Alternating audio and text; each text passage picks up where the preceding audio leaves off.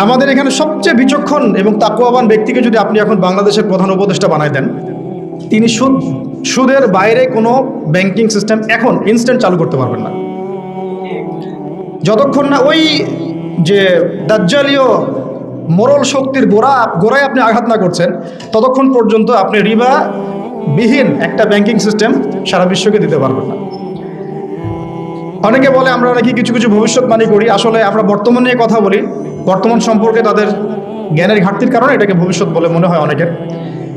এই dollar based যে banking সিস্টেমটা আছে, ইনশাআল্লাহ আযজা ওয়া জাল, ইনশাআল্লাহ তাআলা অচিরেই এই ডলার বেসড ব্যাংকিং সিস্টেমটা পড়ে যাবে ইনশাআল্লাহ।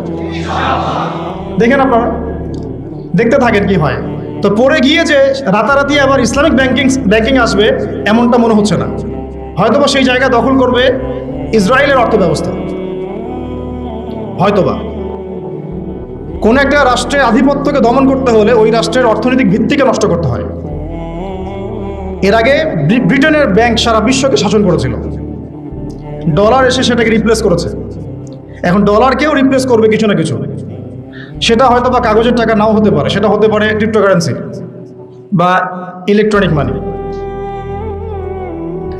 কয়দিন আগে আপনারা একটা কথা শুনেছিলেন না, যে আমরা ক্যাশলেস সোসাইটি চালু করতে চাই? একজন বলেছিলেন তো, গত গভর্নমেন্টের একজন, শুনেন নাই? ক্যাশলেস সোসাইটির মধ্যে এই শুভঙ্করের ফাঁকিটা ছিল। এটা হয়তো পুরো ইলেকট্রনিক একটা সিস্টেম, যেটার সম্পত্তির কোনো সিকিউরিটি নাই। যাই হোক, ওটা ওই আলোচনা যাচ্ছি না। আমাদের অর্থনীতি সংক্রান্ত অনেক বই বাজারে এখন এসেছে, আপনারা পড়তে পারেন। তো মূল কথাটা হচ্ছে, রিবা বেসড যে ইকোনমিক সিস্টেম, এটা আইএমএ জাহিলিয়াতের সুন্নত, এটা নতুন কোনো সুন্নত নয়। তৃতীয় সমস্যা মাদক দ্রব্যের সমস্যা ছিল। এই সমস্যাটা এখন আপনারা দেখতে পাচ্ছেন, শুধু মাদক না, পুরো নৈতিক অবক্ষয়। বিশ্ব এমন কোনো যুগ আজ পর্যন্ত দেখে নাই যেখানে জিনাটাকে শুটিং করে একটা ইন্ডাস্ট্রি বানানো হয়। এমন কোনো বিশ্ব আজ পর্যন্ত আসে নাই বিশ্ববাসীর সামনে, এমন কোনো সময় বিশ্ববাসীর সামনে আসেনি মহাকালের ইতিহাসে যে জিনা নোংরা একটা কাজকে শুট করে এটাকে শিল্পের আকৃতি দিয়ে সবার ঘরে ঘরে পৌঁছে দেওয়া হয় ইন্টারনেটের মাধ্যমে।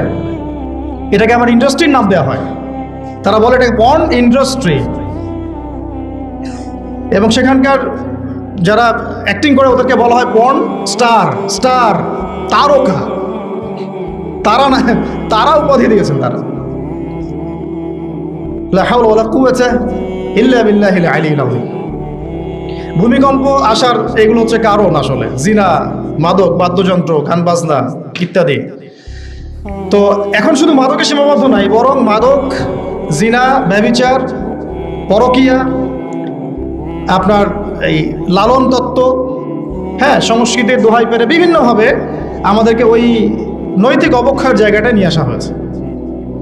এটা আইএমএ জাহিলিয়াতের সুন্নাত, এটা নতুন কোনো সুন্নাত না।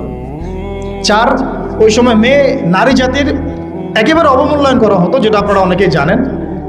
এখন কি নারী জাতির সাথে খুব বেশি সম্মান দিয়ে কথা বলা হয় তাই মনে হয় আমাদের? এখনই কি আমরা নারীকে সেই সম্মান আদৌ দিতে পেরেছি?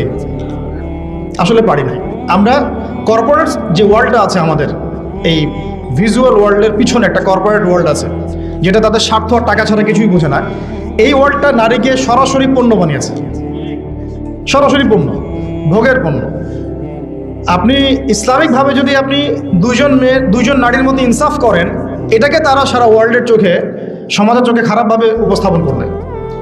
কিন্তু আপনি যদি ভিতরে ভিতরে নাউযুবিল্লাহ 8টা-10টা মেয়ের সাথে নোংরা সম্পর্ক করেন, তারা এটাকে প্রমোট করবে এবং এগুলোকে তারা বলবে কাছে আসার গল্প।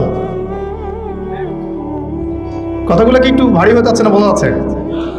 আচ্ছা, তো প্রিয় ভাইয়েরা, নারীর সেই সম্মান এখন পর্যন্ত ওইভাবে আমরা দিতে পারি নাই।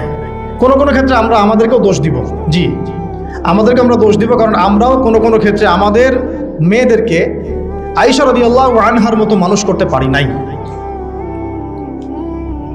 আপনি আমাকে বলেন যে আপনার একটা মেয়ে আছে, আপনি তাকে মুহাদ্দিসা বানাতে চান, কতগুলো অ্যাভেলেবল প্রতিষ্ঠান আপনার সামনে আছে, কতগুলা, পরিবেশ, এনভায়রনমেন্ট সবকিছু মিলিয়ে। আমরা তাদের শিক্ষার ক্ষেত্রে, তাদের শিক্ষা, তাদের নিরাপত্তা, তাদের এই উম্মার খেদমতে তারাও যে আমাদের সাথে অংশগ্রহণ করবে, এই ক্ষেত্রটাতে আমরা কতটুকু এগুতে পেরেছে। এটাও কিন্তু ভাবতে হবে। আত্মসমালোচনা ব্যাপারটা এমন যে আয়নার সামনে দাঁড়ানো, যে আমার চেহারায় কী কী ত্রুটি আছে আমাকে দেখতে হবে এবং খোলা মনে দেখতে হবে। আল্লাহ পাক আমাদেরকে বোঝার তৌফিক দান করেন। 5 নম্বর সমস্যাটা ছিল যে গোত্রীয় হানাহানি। গোত্রীয় একটা হানাহানি ওই সমাজে ছিল।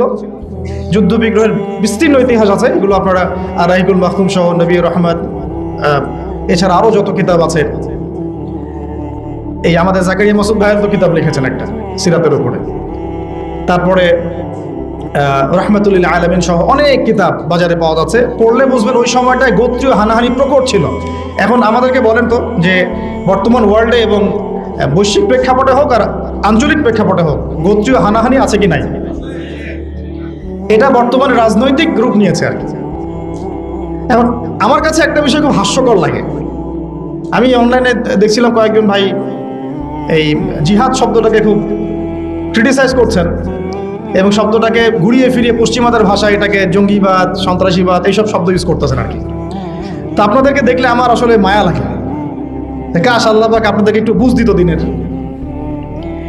গণতান্ত্রিকভাবে যখন আপনি রাস্তায় নামেন, মিছিল করেন, মিটিং করেন, লাঠিসোঁটা নিয়ে মারামারি করেন, মুসলিম কনফ্লিক্ট করেন, মুসলিমের হাতে মুসলিম মারা যাচ্ছে, তখন আপনি গণতান্ত্রিক শব্দ এটাকে জায়েজ করে নেন। অথচ কুফফারদের সাথে যখন মুসলিম মুজাহিদরা সরাসরি ব্যাটল ফিল্ডে থাকে, ওদেরকে আপনি জঙ্গি বলেন। চিন্তার কি দৈন্যতা! গণতান্ত্রিক একটা রাষ্ট্র মনে করেন বাংলাদেশ, এখানে ধরেন একটা সরকার আছে, একটা বিরোধী দল আছে, কথার কথা এক্সাম্পল এক্স ওয়াই।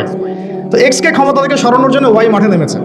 এক্সও মুসলিম, ওয়াইও মুসলিম, কনফ্লিক্ট হলো, মারামারি হলো, এই দলের 50 জন মারা গেল, ওই দলের 100 জন। ফর এক্সাম্পল, একটা এক্সাম্পল দিচ্ছি, এটা ডেমোক্রেটিক সিস্টেমে তাদের কাছে জায়েজ, এটা গণতন্ত্রের ভাষা। কিন্তু সারা ওয়ার্ল্ডে গ্লোবালি যখন মুসলিমরা কুফফারদের একেবারে গর্দান আঘাত করছে আল্লাহর হুকুমত কায়েম করার জন্য, ওইটাকে তারা বলছে সন্ত্রাসবাদ এবং জঙ্গিবাদ। আল্লাহর কসম, জঙ্গিবাদ বলে কোনো শব্দ নাই ইসলামে। এই জঙ্গি জুজুর ভয় দেখানো বন্ধ করেন। জঙ্গিবাদ বলে কোনো শব্দ না কোরআনে আছে না হাদিসে আছে। এসব পশ্চিমাদের থেকে ধার করা তন্ত্রমন্ত্র বন্ধ করেন। হ্যাঁ, এটা হতে পারে যে কিছু মানুষ ইসলামকে নিয়ে বাড়াবাড়ি করতে পারে, সেটা অন্য ইস্যু। প্রত্যেকটা ধর্মেই দেখা যায় কিছু কিছু ব্যক্তি থাকতে পারে যারা ওই ধর্মকে বিতর্কিত করার ব্যাপারে কাজ করে, অথবা এরাও অথবা পেইড এজেন্ট হতে পারে, আল্লাহ ভালো জানে। ষড়যন্ত্রের তো শেষ নাই। কিন্তু একজন মুসলিমের কোনো একটা নির্দিষ্ট অন্যায়কে আপনি যদি পুরো উম্মার ক্ষেত্রে আপনি লাগিয়ে দেন, এটা তো হলো না। আর যেটা একটা স্বতঃসিদ্ধ বিধান কোরআন এবং হাদিসের, যেটা ছাড়া দিন প্রতিষ্ঠা হবে না, শুধুমাত্র দাওয়াত দিয়ে হয় না, দাওয়াতের সাথে এটা লাগে, এটাকে যারা অস্বীকার করছেন এবং পশ্চিমা তন্ত্রমন্ত্র শব্দ ইউজ করছেন, তাদের জন্য আফসোস করা ছাড়া আমাদের কিছু করার নেই। কিন্তু আমরা ভয় করি যে আসলে আমাদের গায়ে আঘাতটা ওই ইহুদিরা, খ্রিস্টানরা, নাস্তিক মুরতাদরা যতটা না করে, আমাদের এই মডার্ন ভাইরা আমাদেরকে এত বেশি আঘাত করে। আমরা আপনাদেরকে বলবো যে আপনারা সালাফদের বইগুলো একটু পড়েন। সালাফদের সাথে তো আমাদের দেখা হবে কিয়ামতের মাঠে, তখন কি মুখ নিয়ে আপনারা দাঁড়াবেন এইটা চিন্তা করেন। আমাদের কিন্তু সবার সাথে দেখা হবে কিয়ামতের মাঠে ইনশাআল্লাহ, তাই না? দেখা তো হবে, তখন কি মুখটা নিয়ে তাদের সামনে দাঁড়াবেন এটা চিন্তা করেন। আল্লাহ পাক আমাদেরকে কথাগুলো বোঝার তৌফিক দান করুন। তো প্রিয় ভাইরা, আমি ওইদিকে আর যাচ্ছি না ডিপে। এখন মূল কথা হচ্ছে এই প্রবলেমগুলো নিমজ্জিত সমাজটাকে আমরা জাহিলিয়াত বলি, ঠিক আছে? তো আমাকে এখন বলেন যে এই জাহিলিয়াতের এই সমাজটা 23 বছরের ব্যবধানে দূর হয়েছে কি হয় নাই? আলোকিত হয়েছে কি হয় নাই? পুরোপুরি জাহিলিয়াতগুলোকে সরিয়ে একটা নতুন আলোকিত সমাজ নবী সাল্লাল্লাহু আলাইহি ওয়াসাল্লাম প্রতিষ্ঠা করেছেন না করেন নাই? এটা কি তাত্ত্বিক ছিল না প্র্যাকটিক্যাল ছিল? এখন আমাদের সামনে তাহলে প্রশ্ন আসলো, কিভাবে? এই তো কিভাবে করলেন? প্রথমত একজন নবী দরকার ছিল, আল্লাহ পাক মনোনীত একজন বান্দা দরকার ছিল। এখন কি সেই নবী আছেন? নবীর জায়গায় তাহলে কারা কাজ করবেন? নবীদের উত্তরসূরি কারা? ওলামায়ে কেরাম, মাশাআল্লাহ। এখন ওলামায়ে কেরামদের মধ্যে যারা কাজ করছেন এইসব বিষয় নিয়ে, তাদের সাথে আপনাদের সবার সম্পর্ক আছে কিনা এটা খেয়াল রাখবেন। ওলামায়ে কেরামদের সাথে আপনাদের সম্পর্ক আছে কিনা, তাদের পর্যন্ত আপনারা রিচ করেন কিনা। নবী নাই, কোনো নবী আসবেন না, তাহলে পুরো দায়িত্বটা কাদের উপর বর্তায়? উম্মার উপরে, স্পেশালি ওলামায়ে কেরামদের উপরে। এই তো কথা। এখন আমরা যদি ওলামায়ে কেরাম হতে পারি তো আলহামদুলিল্লাহ, তখন আপনি সেই দায়িত্ব নেবেন, আপনি সেই দায়িত্বের একটা অংশ বহন করবেন। যদি আপনি ওলামায়ে কেরাম হতে না পারেন, অ্যাটলিস্ট আপনি তালেবে ইলম তো হবেন। বিশ্বাস করেন, আমি যদি এখন একজন একজন করে আমরা কোরআন তেলাওয়াতটুকু ধরা শুরু করি, আমি আমার অভিজ্ঞতার আলোকে বলছি যে বেশিরভাগ উপস্থিত যারা আছেন তারা কোরআন তেলাওয়াত বিশুদ্ধ করে করতে পারবে না। তালেবে ইলমের শুধু একটা প্রাথমিক লেভেল বললাম, মক্তবের লেভেল, যে how to recite the glorious Quran মানে অথেন্টিকলি, এতটুকুই তারা পারবে না।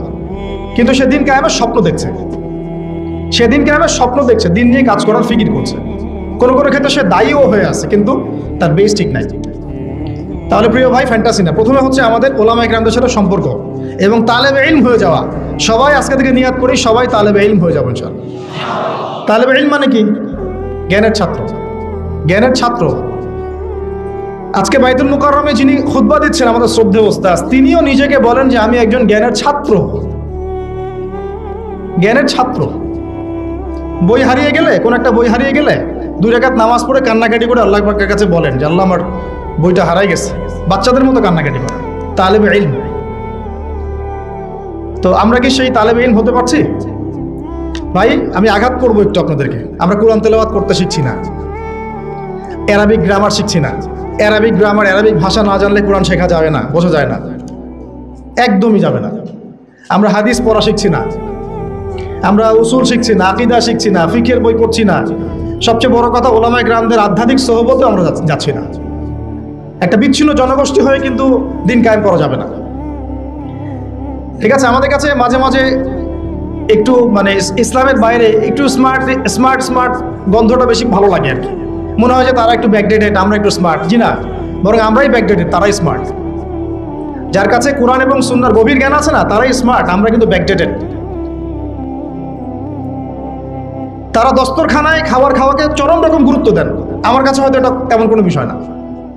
তারা টুপি মাথায় দেওয়াটাকে অনেক গুরুত্ব দেন, আমার কাছে মনে হচ্ছে না দিলেও চলে। এই যে আস্তে আস্তে আস্তে আস্তে লিবারাল হতে থাকা, এক পর্যায়ে দেখা যায় মুসুল থেকে সরে গেছে। আমার কাছে মনে হয় যে দাড়ি না রাখলেও কোনো সমস্যা নেই, কিন্তু তারা দাড়ি না রাখলে তার চেহারা দিকে তাকাচ্ছেন না। তাদের দার্সে বসে আমরা কোনো বেয়াদবিমূলক একটা আচরণও করতে পারি না, কিন্তু দেখা যায় ওয়াজ মাহফিল বিভিন্ন জায়গায় মানে একটা আলোচনা কোনো পরিবেশই থাকে না। তো আদব, আখলাক, তাজকিয়া, এই 3টা জিনিস, আদব, আখলাক, তাজকিয়া, এই 3টা জিনিস ইলমের সাথে সম্পৃক্ত, এবং এই 3টা জিনিস অর্জন হবে বরেণ্য আধ্যাত্মিকতা সম্পন্ন ওলামায়ে কেরামদের আধ্যাত্মিক সোহবতে। আল্লাহ পাক আমাদেরকে বোঝার তৌফিক দান। নবী সাল্লাল্লাহু আলাইহি ওয়াসাল্লাম নবী হওয়ার পরে এইভাবে দাওয়াতের কাজ শুরু করলেন ওহীর আলোকে। কিসের আলোকে? ওহীটা কি? কোরআন এবং সুন্নাহ, যেটা আল্লাহ পাকের পক্ষ থেকে নাজিল হয়েছে। এখন আপনি আমি দিন প্রতিষ্ঠা করতে যাচ্ছি নবীর সুন্নতে, নবীর তরিকায়, তাহলে আমাদেরকে ওহীর সাথে সম্পর্ক থাকতে হবে না? কোরআন এবং সুন্নাহর সাথে আমাদের সম্পর্ক না হলে এই আলোচনাগুলো বৃথা। নিয়াত করি যে কোরআন এবং সুন্নাহর সাথে আমরা সম্পর্ক করবো ইনশাআল্লাহ এবং শিখবো ইনশাআল্লাহ। আমরা হামাগুড়ি দিচ্ছি এখন ভাই, যে লেভেলে আমরা যেতে যাচ্ছি ওই লেভেলে যাওয়ার জন্য আমরা কেবল হামাগুড়ি দিচ্ছি, আমরা দাঁড়িয়ে হাঁটাও শিখিনি এখন। ওটা প্রবলেমগুলো বলে বলে আপনাদের কনফিডেন্স আমি কমাতে চাচ্ছি না, কিন্তু আমরা কেবল হামাগুড়ি দিচ্ছি, হাতড়ে ফিরছি, অন্ধকারের পথ হাতড়ে ফিরছি। এই বেসিক জিনিসগুলো তাড়াতাড়ি ঠিক করে ফেলেন। এটা 30 বছর আগেই আমাদের এমন একটা জেনারেশন দরকার ছিল যারা এই বেসিক বেসগুলো অনেক স্ট্রং, তারা বড় করে চিন্তা করছে যে আল্লাহর জমিনে দিন কায়েম কেমনে করব। তো এখন আমাদেরকে আবার ওই পিছন থেকে কথা বলতে হচ্ছে। আল্লাহ পাক আমাদের সবাইকে যেন দিনের গভীর জ্ঞান অর্জনের তৌফিক দান করে। ইলম ছাড়া আমরা দিনের খেদমত করতে পারবো না। প্রত্যেকটা কাজের আগে ইলম লাগবে। প্রত্যেকটা দলিল আছে, কোরআন হাদিস থেকে কোটেশন দেওয়া যায়, সময় নাই, আমি এগুলো বলতে জাস্ট সামারি করে যাচ্ছি। এবং সেই ওহীর জ্ঞানটা নবী সাল্লাল্লাহু আলাইহি ওয়াসাল্লাম নিজে সবার আগে নিজে আমল করে দেখিয়েছেন। পয়েন্ট নোট আউট করেন, ওহীর জ্ঞানটা নবী সাল্লাল্লাহু আলাইহি ওয়াসাল্লাম সবার আগে নিজে আমল করে দেখিয়েছেন। আমরা কিছু জানলে মানুষকে আগে জানাতে চাই, নিজে আমল কম করে, আমল বাড়াতে হবে। এবং তিনি মানুষ তৈরি করেছেন, পয়েন্ট নোট করেন, তিনি মানুষ তৈরি করেছেন, সাহাবীদেরকে তৈরি করেছেন তার আধ্যাত্মিক সোহবতে। সাহাবীরা তার কাছে গিয়ে পড়ে থাকতেন, তিনি শেখাতেন, তাদেরকে পরিশুদ্ধ করতেন এবং সাহাবীদের মধ্যে ঐক্য বজায় রাখতেন। তিনি সাহাবীদের প্রতি অনেক নরম ছিলেন। আমরা অনেক হার্শ, আমাদের মধ্যে হিংসা, বিদ্বেষ, গীবত, তহমত, পরশ্রী কাতরতা দিয়ে ভর্তি। মানুষ আমাদের কাছে আসলে দূরে সরে যায়। নবী সাল্লাল্লাহু আলাইহি ওয়াসাল্লামের কাছ থেকে মানুষ দূরে সরে গেলে ছুটে চলে আসতো, আবার কখন তাকে দেখব। তিনি ছিলেন মানুষের প্রতি নরম, সাহাবীদের প্রতি নরম, কোমল। সাহাবীদের মধ্যে কোনো ডিভাইডেশন কখনো হতে দেন নাই।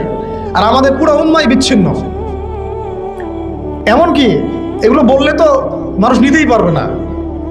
ওই ভিতরে যাওয়ার পরে আমরা চিনতে পেরেছিলাম যে কারা আমাদের আসলে বন্ধু, কারা আসলে আমাদের শত্রু। অবাক হলাম যে অনেক দাড়ি টুপিওয়ালা মানুষ যাদেরকে আমরা বন্ধু মনে করতাম, তারাই পিছন থেকে আমাদেরকে ছুরি মারছে।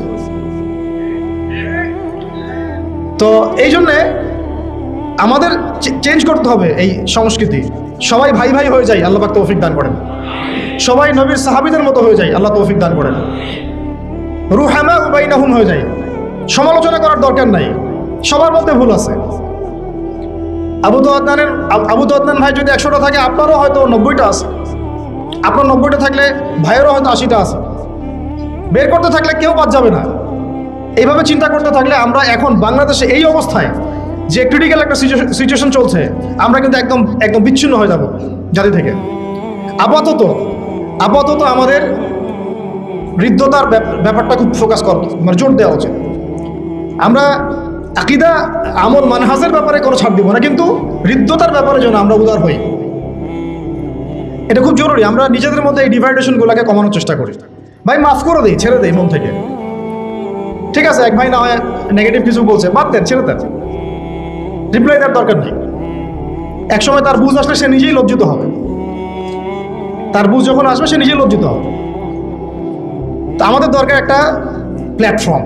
নবী সাল্লাল্লাহু আলাইহি ওয়াসাল্লাম আমাদেরকে সুন্নাহ দিয়ে গেছেন, তিনি নিজে সামনে থেকে লিড দিয়েছেন।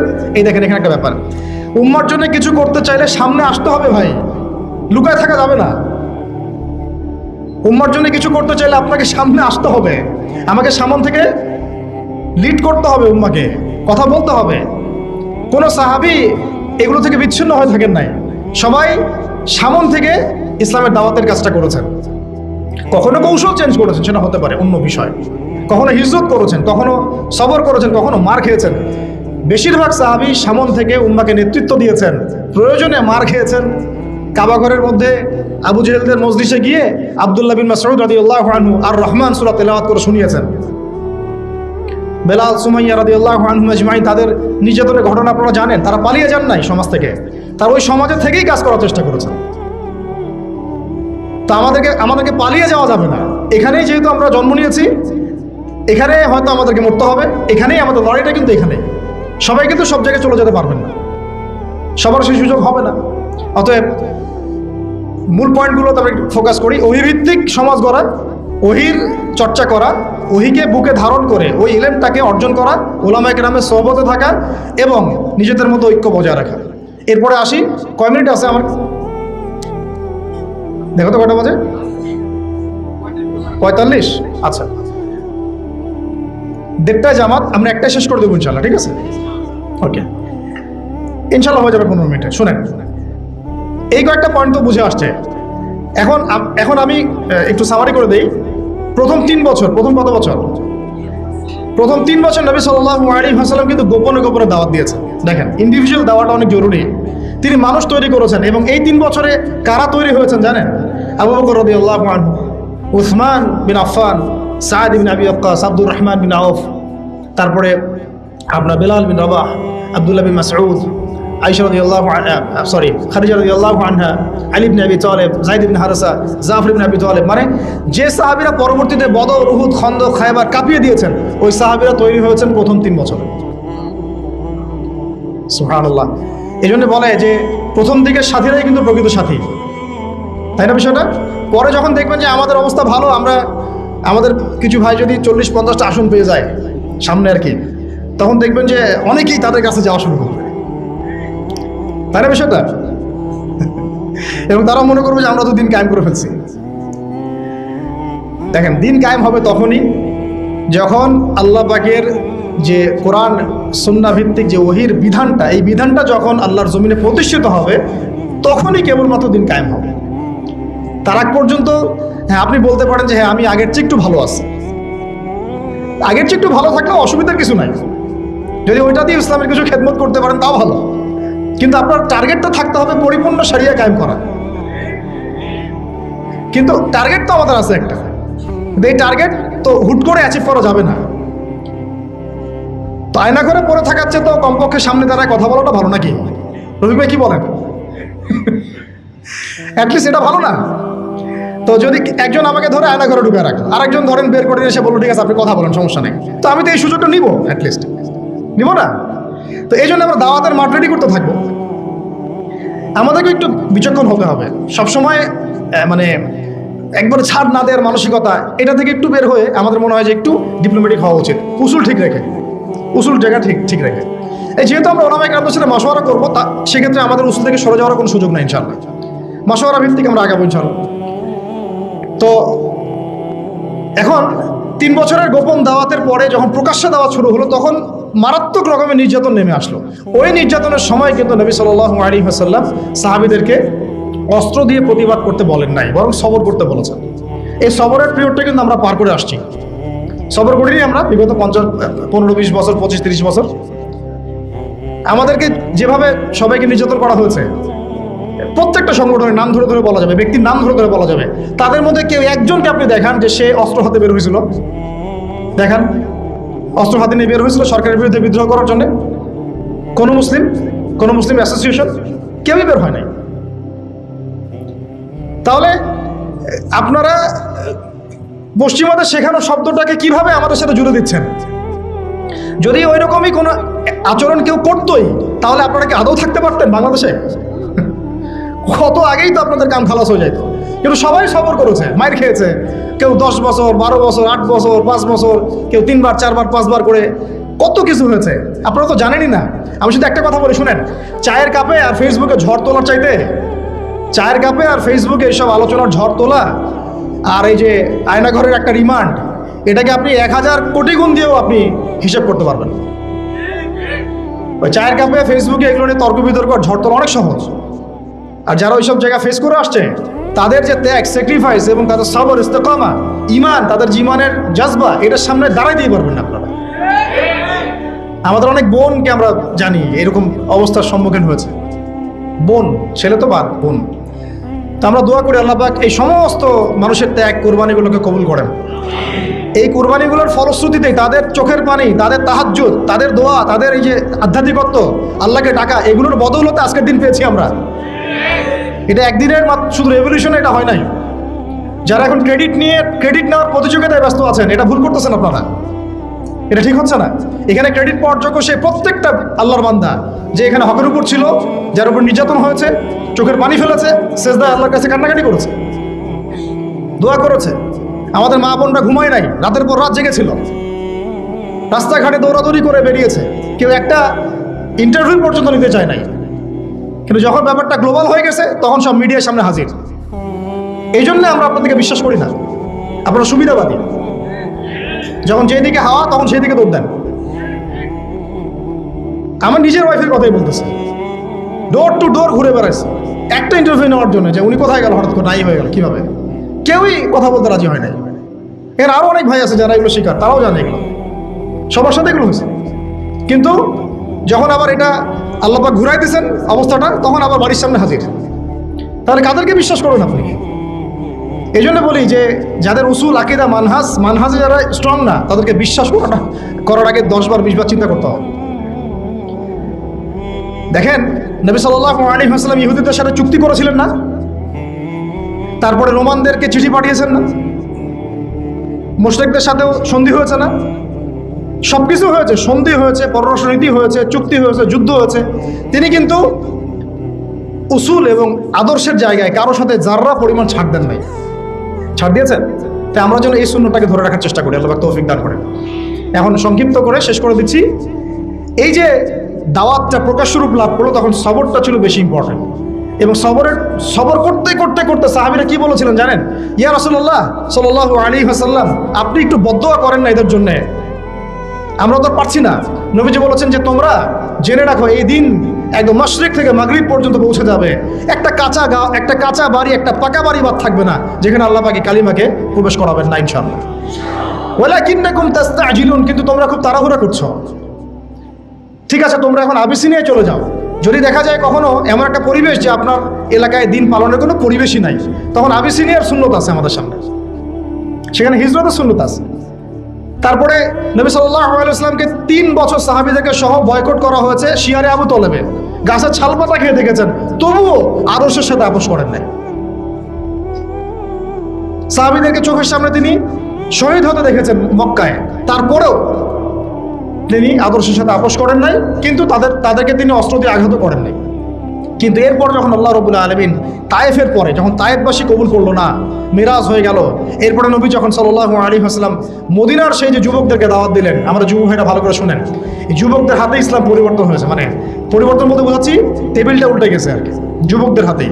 এই 6 জন যুবক যাদের নেতৃত্ব দিচ্ছেন সাআদ বিন যুরারা রাদিয়াল্লাহু আনহু, তারা এসে ইসলাম কবুল করলেন ইয়াসরিব থেকে।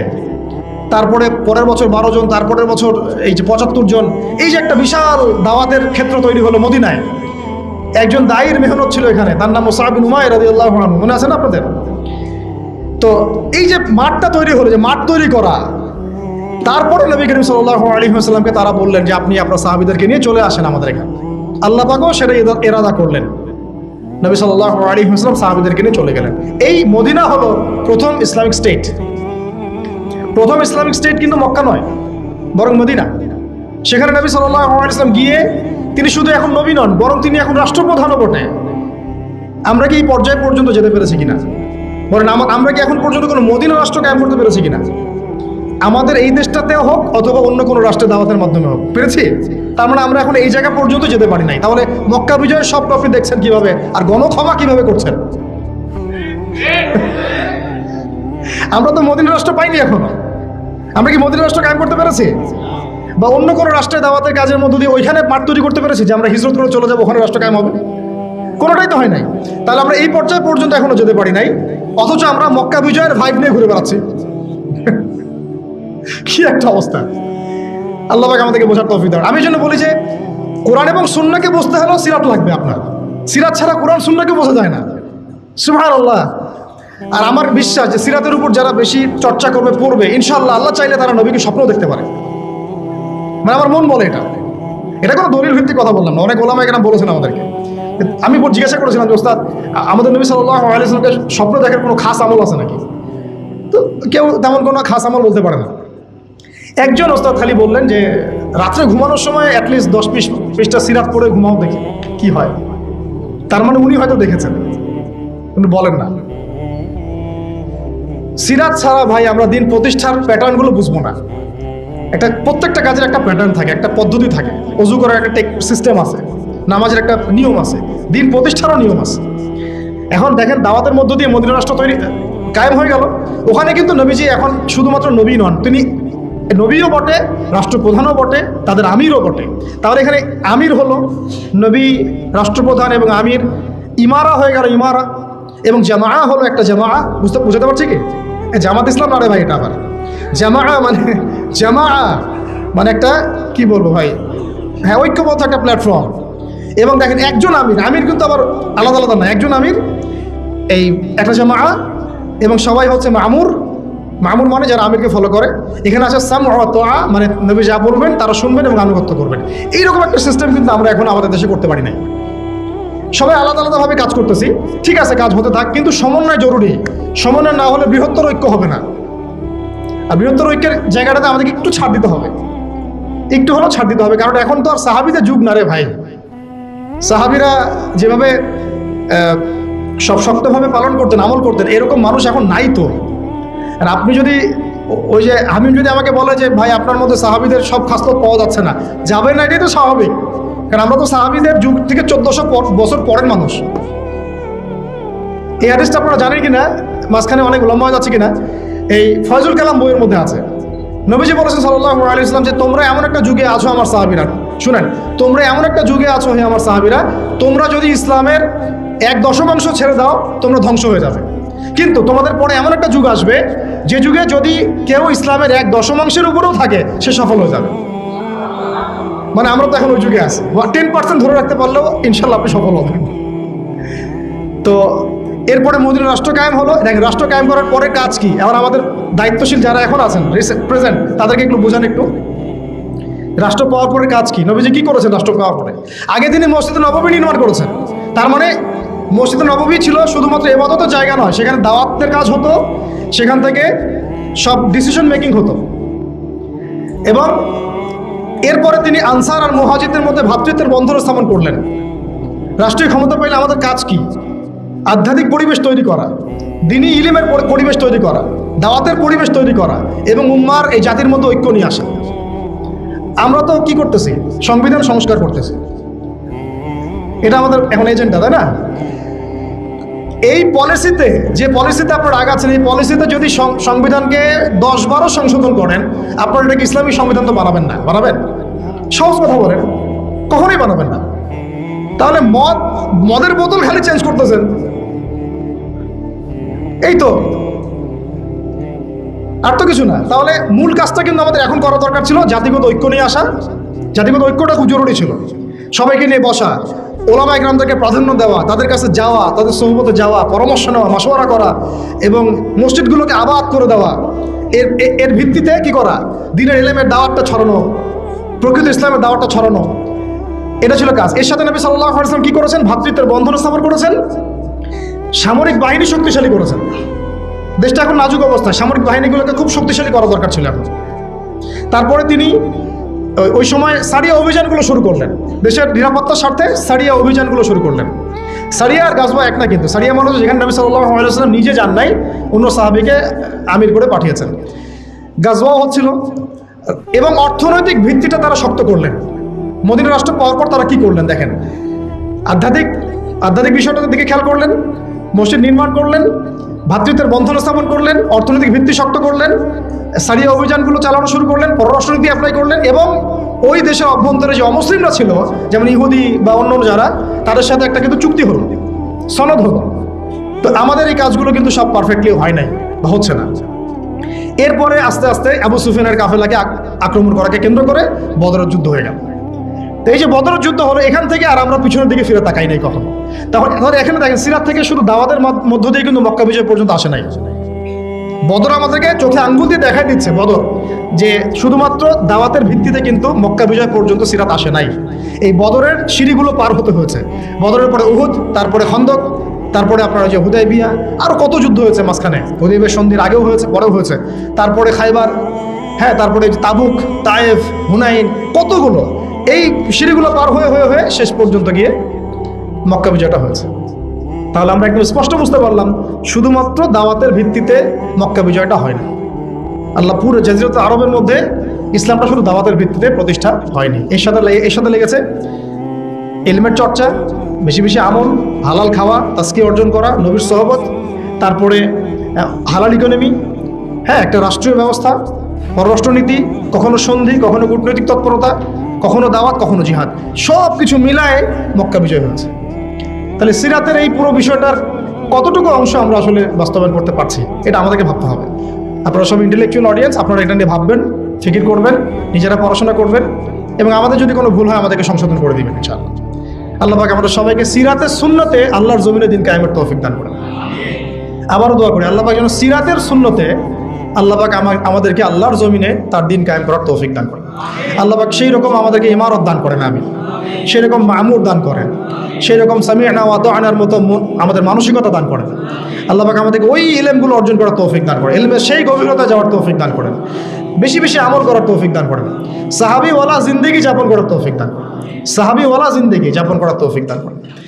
এবং ইসলামের জন্যে তারা যেভাবে তাদের জান, মাল, সময়, শ্রম উজাড় করে দিয়েছেন, ওইভাবে আমাদেরকেও দিনের জন্য কাজ করার তৌফিক দান করেন। সবচেয়ে বড় কথা, আল্লাহ পাক আমরা সবাইকে যেন একটা বৃহত্তর ঐক্যের প্ল্যাটফর্ম দান করেন। আমরা আশাবাদী ইনশাল্লাহ, আমরা স্বপ্ন দেখব, স্বপ্নই আমাদেরকে ইনশাল্লাহ বাস্তবের রূপ দেখাবে এক সময় না এক সময়। অনেক ভালো কাজ হচ্ছে মাশাআল্লাহ, প্রত্যেকটা জেলায় জেলায় খুব ভালো কাজ হচ্ছে। আমি চাচ্ছি, মন থেকে আমার দোয়া এবং চাওয়া, সবগুলো কাজগুলোকে একটা সমন্বয় করা, অ্যাটলিস্ট আকীদা, আমল এবং মানহাজ, এই উসুলের মানদণ্ডে।